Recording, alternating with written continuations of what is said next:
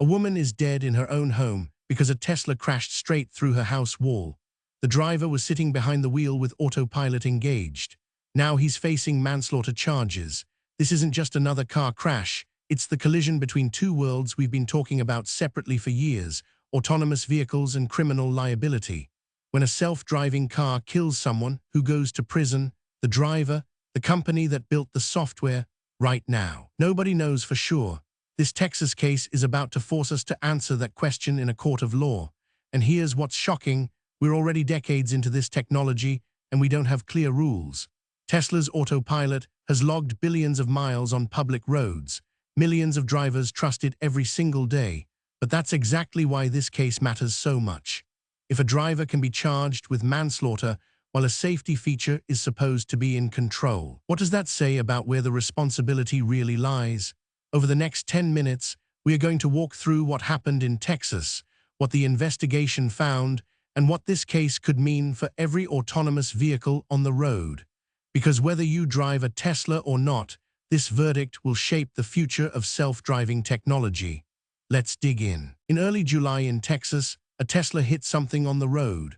The driver didn't brake. The car kept accelerating. It plowed straight through a residential house and killed a woman inside. That's the basic sequence of events. But here's where the investigation gets complicated. Was the driver asleep? Was he checking his phone? Or did autopilot fail to detect the obstacle and fail to intervene? Police found the driver wasn't impaired by alcohol or drugs. He wasn't speeding above the legal limit, at least not dramatically. But he also wasn't paying full attention. That's the critical detail. He was relying on autopilot. And that's where this gets legally messy, because Tesla's autopilot is marketed as a driver assistance system, not a fully autonomous vehicle. It's supposed to help you drive, not replace you.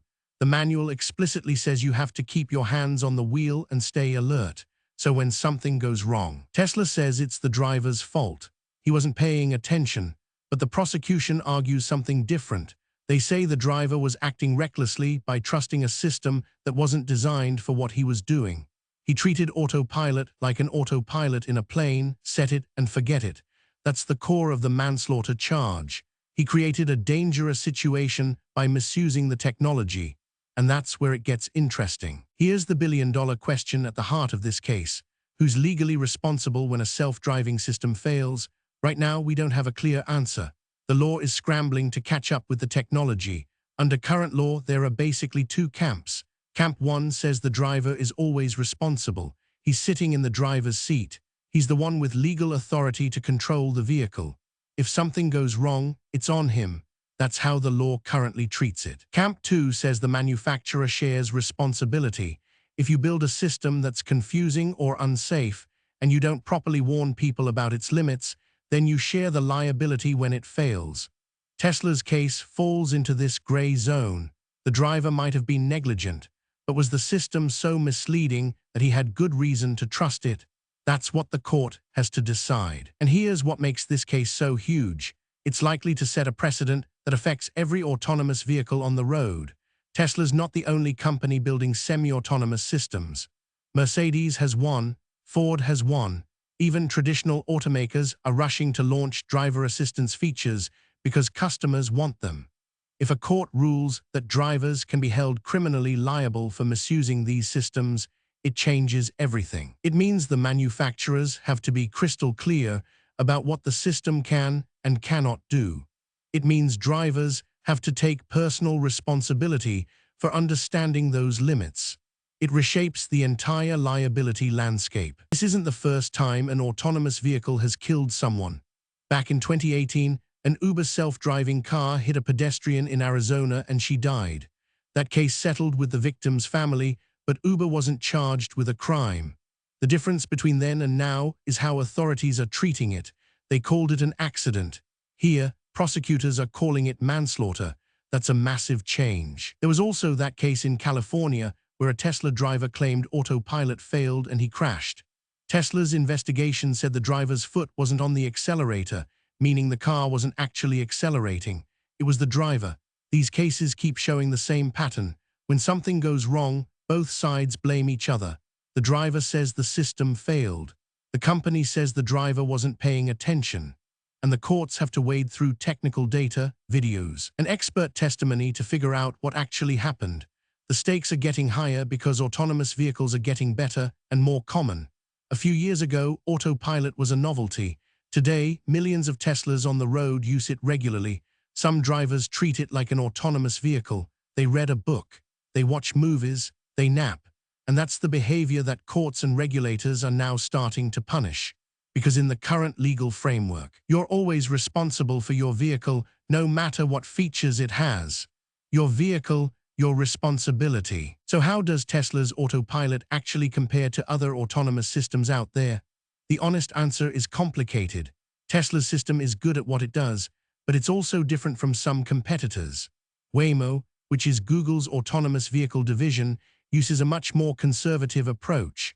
They're not rolling out cars on public roads unless the system is truly autonomous, meaning it can drive itself without any human intervention required. Waymo's vehicles don't ask the driver to stay alert. They don't need a driver. It's a different philosophy entirely. Cruise, which is owned by General Motors, had a similar approach, though they hit some regulatory roadblocks. Tesla's doing something in the middle. Autopilot and the newer full self-driving beta are what engineers call Level 2 and Level 3 autonomous systems.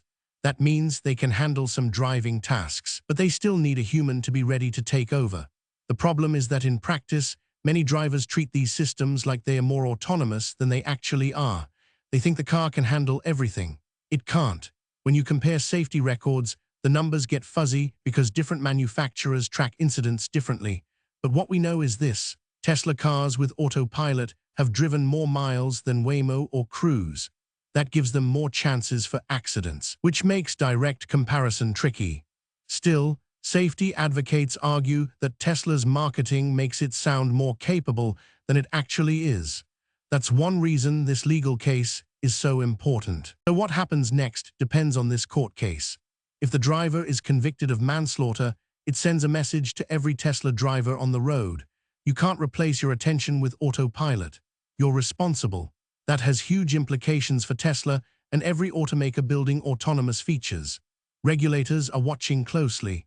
The NHTSA has been investigating autopilot for years, receiving complaints about phantom braking, unexpected acceleration, and safety concerns. This court case will validate or dismiss those concerns once and for all. If the verdict comes down against the driver, regulators will tighten rules around autonomous features. You might see better driver monitoring, cameras inside the car tracking your eyes to make sure you're paying attention, more aggressive warnings when you're not watching the road. Manufacturers might have to prove their systems are safer than human drivers before public rollout. On the flip side, if the verdict exonerates the driver or puts blame on Tesla, it could accelerate development of truly autonomous vehicles. That would signal that the liability lies with the manufacturer, not the driver. That's a huge incentive to invest in technology that doesn't need human backup at all. The future of autonomous vehicles hangs in the balance. And here's the real twist. Let's be clear about what autopilot actually is, because that's where a lot of drivers go wrong. Autopilot is not autonomous driving. It's a driver assistance feature. Think of it like cruise control on steroids. Cruise control maintains your speed. Autopilot maintains your speed and your lane. But you're still the driver. You still need to be paying attention. You still need to be ready to take over instantly. Tesla's manual is explicit about this. You have to keep your hands on the wheel. You have to monitor the road. If you don't, you're misusing the system, and if something goes wrong, that's on you. Here's how to use it correctly. Enable autopilot only on highways where the road is clear and well marked, not in city traffic, not on country roads with lots of curves. Keep your hands on the wheel even if they are just resting lightly. Pay attention to the road. Don't read, don't watch videos, don't nap. Stay alert. If you feel uncomfortable at any point, take over immediately. Don't trust the system to handle every scenario. It wasn't designed for that. If you use autopilot correctly, it can make long highway drives less tiring. It can give you a break from constant steering. But it's not a substitute for your attention. You're always the driver. That responsibility doesn't go away no matter what features your car has. This Texas case is the most important autonomous vehicle liability case we've seen so far. Not because it's the first autonomous vehicle to cause a death, it's not, but because it's the first time someone's facing criminal manslaughter charges for misusing a semi-autonomous system. That changes everything about how we think about these cars. This verdict will shape how regulators approach these technologies going forward. It'll shape how manufacturers market them and what warnings they put on them. And it'll shape how drivers use them. If the driver is convicted, it'll signal that you're legally responsible for understanding the limits of your technology and using it properly. Full stop. If he's acquitted, or if the blame changes to Tesla, it'll signal that manufacturers have to build technology you can actually trust at face value, one way or another. This case is going to force clarity into a really murky area of law and technology. Keep an eye on this case over the coming weeks and months. The verdict could come down any time, and when it does, everything changes for autonomous vehicles. Whether you drive a Tesla or not, the rules are about to get completely rewritten. Follow for daily AI news to stay updated on this story.